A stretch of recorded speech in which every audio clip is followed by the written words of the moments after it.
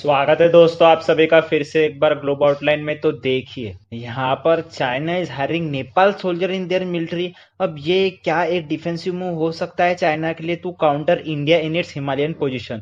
अब देखिए मैं किस बेसिस पे ये कह रहा हूँ और क्या सही में यहाँ पर बिल्कुल नेपाल के जो गोरखा सोल्जर्स है जो देखिए यूके और इंडियन मिलिट्री के यहाँ पर काम करते हैं, तो क्या वो अभी चाइनीज के लिए भी काम करेंगे क्या? एक बड़ा क्वेश्चन मार्क निकल कर आ रहा है। ये देखिए काफी महीनों से ये न्यूज निकल कर आ रही थी, लेकिन देखिए अभी जो मैं पूरा स्पष्टीकरण दूंगा आप सभी के लिए, क्योंकि ये फिर से इस न्यूज ने जोर पकड़ लिया है। तो पूरा जानेंगे इस वीडियो में कि क्या कुछ है सिनेरियो। लेकिन उससे पहले मैं आपको बताता हूँ कि if you haven't subscribe the channel till date so do subscribe the channel. Okay, so देखिए यहाँ पर ना इस China planning to lure Gorkhas from Nepal to its army. अब देखिए यहाँ पर ना ऐसे वैसे यहाँ पर बिल्कुल पॉपुलेशन की बात नहीं हो रही है। यहाँ पर मेजर जो पॉपुलेशन है वो गुरखास की बात कर रही है कि क्या यहाँ पर जो गुरखास है वो यूके के आर्मी में, इंडियन आर्मी में भी है, तो उसी के साथ साथ क्या चाइनीज मिलिट्री में भी क्या ये कुछ पोजीशन हासिल कर सकते हैं क्या?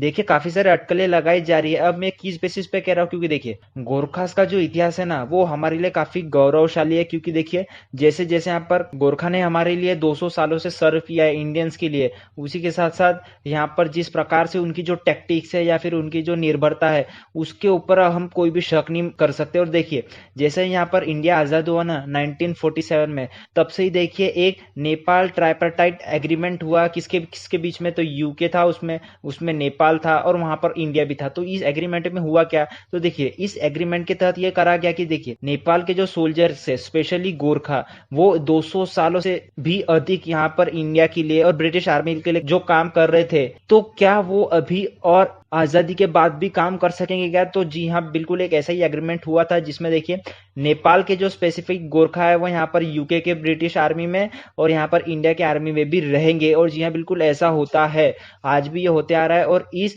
एग्रीमेंट के तहत ही जो मैंने आपको बताया कि इंडिया नेपाल ट्राइपार्टाइट एग्रीमेंट। अब देखिए ऐसा क्यों हुआ, क्यों यहाँ पर ऐसा नेपाल मान गया कि उनके जो सिटीजन है, उनके जो गोरखा जो रेजिमेंट है वो यहाँ पर नेपाल में ना होते हुए यहाँ पर वो यूके और इंडिया के लिए काम कर रहे। तो देखिए इसका स्पष्टीकरण काफी स्पष्ट है, क्योंकि देखिए जब यहाँ पर नेपाल इंडिपेंडेंस हुआ ना, तब यहाँ पर देखिए उसकी इकोनॉमी इतनी थी नहीं, जाहिर सी बात है बाहर देशों से पैसा नेपाल के लिए चाहिए था। तो नेपाल ने क्या किया, अपने सोल्जर जो थे अपने पास भी तो रखे ही, और ऊपर से देखिए उसको यूके भी भेजा और इंडिया में भी भेजा कि देखिए कहीं ना कहीं फॉरेन करेंसी जो है वो यहाँ पर नेपाल में आ सके। और देखिए जो गोरखा रेजिमेंट का इतिहास है ना वो पुराना है, काफी पुराना है, 200 साल से भी अधिक। अब देखिए यहाँ पर जब यहाँ पर बिल्कुल देश बन गया ना, जैसे इंडिया से बांग्लादेश निकला, पाकिस्तान निकला, नेपाल निकला, तो तभी से ना यहाँ पर मांग उठने लगी कि देखिए अभी तक के जो हमने यहाँ पर दूसरे कंट्रीज को सर्व किया है तो अभी भी ये सर्व करते ही रहेंगे। और देखिए ये जो गोरखा रेजिमेंट होते हैं ना, इसको आप कहीं ना कहीं नजरअंदाज नहीं कर सकते। देखिए गूगल पे भी जाओगे, जब आप टाइप करोगे कि which is the bravest regiment in Indian army, तो आपको दिखेगा यहाँ पर देखिए गोरखा राइफल्स। जी हाँ बिल्कुल गोरखा राइफल्स। तो उसी से आप अंदाजा लगा सकते हैं कि यहाँ पर देखिए कितनी इंपॉर्टेंस है यहाँ पर गोरखा राइफल्स की इंडियन आर्मी के लिए। क्योंकि देखिए वो एक तो बिल्कुल निर्भय होते हैं, और जैसा यहाँ पर जो हमारे सियाचिन ग्लेशियर्स है, हिमालयन माउंटेन्स है, इनके समान ना यहाँ पर बिल्कुल हमारे पास कोई एज नहीं होता हिमालयन माउंटेन्स में कि हम सोच भी नहीं सकते Gorkha regiment without Himalayan borders. तो उसी के साथ साथ देखिए ये तो हो गई, चलिए कि गोरखा का इतिहास क्या हो गया और वो क्यों इंडियन के लिए काम करते हैं।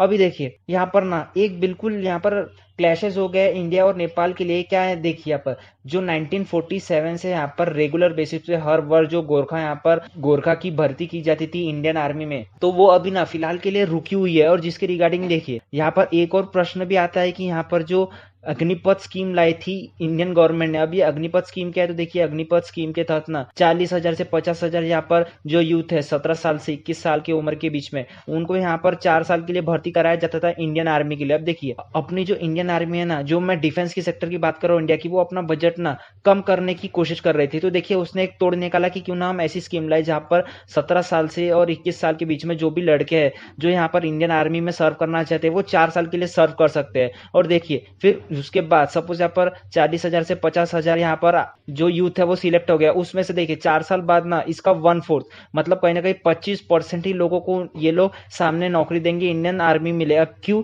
तो देखिए उनका जो परफॉर्मेंस है वो देखिए, उनकी कैलिबर देखिए, उनकी क्षमता देखिए। तो यहाँ पर उन्हीं लोगों को जो यहाँ पर बिल्कुल परफेक्ट फिट है या फिर जिन्होंने 4 साल काफी अच्छे से काम किया, उन्हीं को यहाँ पर सामने जो है वो पेंशन और या फिर उनको सामने मिलिट्री में जॉब ऑफर की जाएगी। तो ऐसे यहाँ पर कुछ अग्निपथ स्कीम थी। अब देखिए इसी अग्निपथ स्कीम के थ्रू ना यहाँ पर गोरखाओं का भी यहाँ पर बिल्कुल निवारण करने जाना था इंडियन मिलिट्री में। अब देखिए उसी को रिगार्डिंग ना यहाँ पर नेपाल दुखी हो गया। क्यों दुखी हो गया? क्योंकि देखिए नेपाल की जो गोरखा रेजिमेंट है ना, उसको यहाँ पर अलग से भर्ती करवाना था, जबकि देखिए ये जो है वो अग्निपथ स्कीम से ही हो रहा है। अब देखिए अग्निपथ स्कीम में कहाँ 40 से 50 हजार यहाँ पर यूथ आएगा, उसी में यहाँ पर गोरखा रेजिमेंट के भी लोग आएंगे, तो थोड़ा सा जो कॉम्पिटिशन है ना वो नेपाल के लिए यहाँ पर टफ होगा। जिसके रिगार्डिंग देखिए यहाँ पर इन्होंने ये कहा कि देखिए इंडिया जो है वो जो एग्रीमेंट हुआ था 1947 में, उसका यहाँ पर बिल्कुल सीधी तरीके से उल्लंघन करते हुए नजर आ रहा है। हालांकि देखिए यहाँ पर जो बात निकल कर आई ना कि यहाँ पर जो इंडियंस अभी गोरखा का भर्ती नहीं लेंगे, तो देखिए चाइना ने यहाँ पर बिल्कुल ऑफर दिया नेपाल को। देखिए इंडिया लेता होगा नहीं लेता होगा ये तो हम नहीं बता सकते,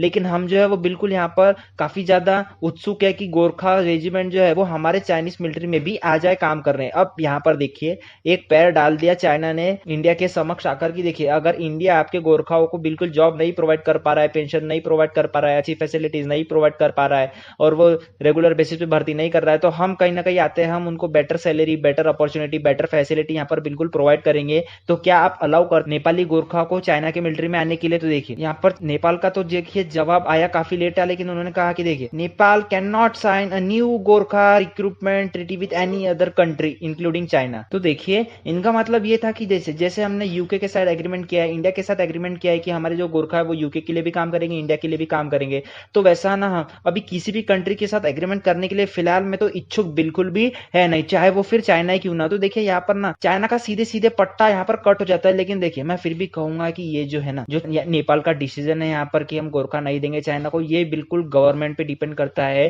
कि जो करंट में गवर्नमेंट क्या चल रहा है। देखिए आने वाले समय में अगर नेपाल में गवर्नमेंट चेंज होती है और उसको ऐसा लगा कि नहीं बिल्कुल इंडिया हमारे साथ नाइंसाफी कर रहा है, तो वो ना अपने गोरखा रेजिमेंट को बिल्कुल चाइना के साथ भेज ही देंगे। ये देखिए समय समय की बात होती है कि आज यहाँ पर नेपाल नहीं चाहता है, लेकिन इन द फ्यूचर यहाँ पर चाहेगा तो ये बिल्कुल चाइना के साथ काम कर सकते हैं। यहाँ पर चाइना से तो पूरा खुला ऑफर आ चुका है। और देखिए मैं यहाँ पर बात करूं कि चाइना यहाँ पर गोरखाओं को चाहता क्या है, क्या उनकी जो मिलिट्री है पॉपुलेशन है उसमें डिक्लाइन हो रही है, तो क्या यहाँ पर सोल्जर की कमी पड़ रही है? तो देखिए बिल्कुल नहीं, बिल्कुल भी नहीं, क्योंकि हाल फिलहाल में ना चाइना ने ये स्टेटमेंट खुद ही दिया है कि India has largest and most experience mountain army in the world.